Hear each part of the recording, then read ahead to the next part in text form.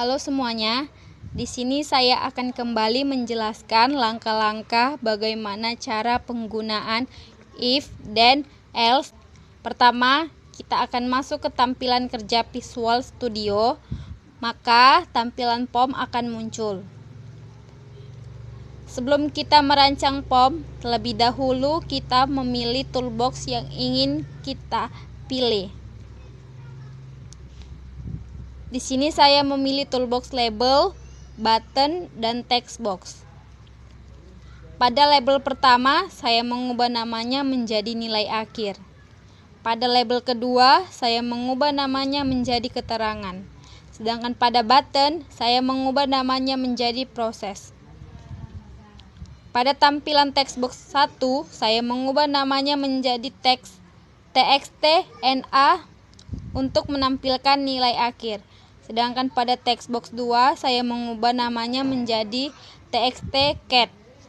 Dan pada tampilan proses pada button, saya mengubah nama propertiesnya menjadi btn proses. Kedua, pada saat kita mengklik proses, maka sesuatu akan terjadi dengan tampilan jawaban akan muncul di keterangan dengan catatan nilai akhir harus memenuhi persyaratan. Setelah itu, kita akan diarahkan ke tampilan btn proses. Pada tampilan btn proses, kita akan melakukan pengetikan rumus, yaitu dim cat string, yang dimana dim berfungsi untuk memperkenalkan nama variabel cat, dan dimana s tipe data menggunakan huruf atau string.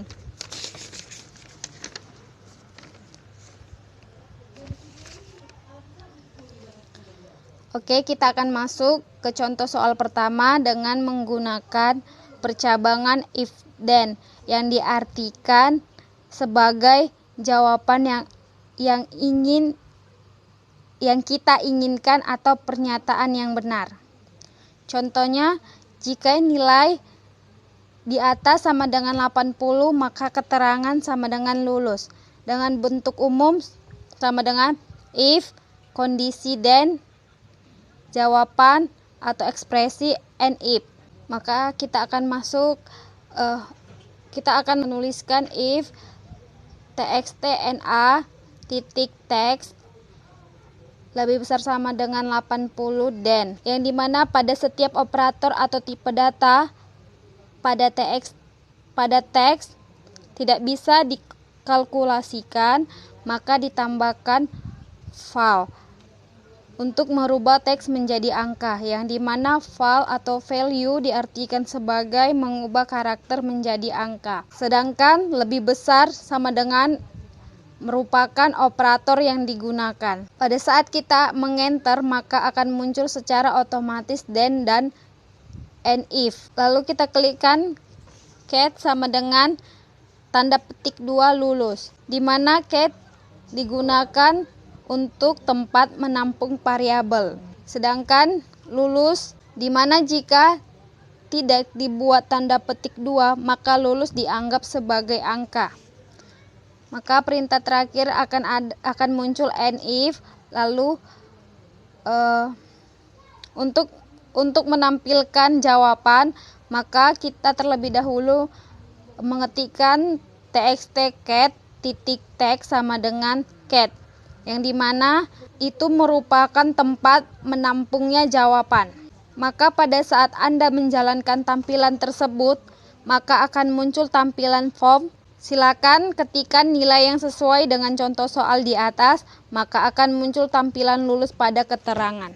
Oke, di sini saya akan menjelaskan percabangan yang kedua dengan menggunakan if then else, yang dimana if then else diartikan sebagai percabangan di mana suatu ekspresi akan dikerjakan bila kondisi terpenuhi dan ekspresi lainnya dikerjakan dengan bentuk umum, yaitu if, kondisi then, ekspresi 1 else, ekspresi 2 and if.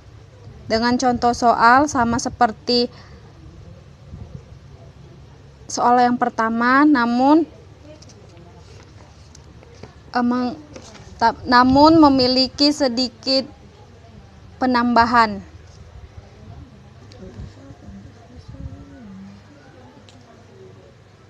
Contohnya, jika nilai di atas sama dengan 80, maka keterangan sama dengan lulus.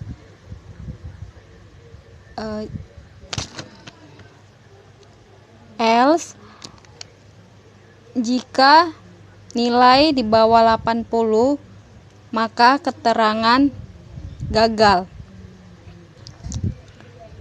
Pada saat kita akan menjalankan tampilan tersebut, maka akan muncul tampilan form. Maka silakan ketikkan nilai yang sesuai dengan contoh 80, maka akan muncul tampilan lulus pada keterangan. Dan jika Anda mengetikkan nilai 79, maka akan muncul tampilan gagal pada keterangan. Sekian dan terima kasih.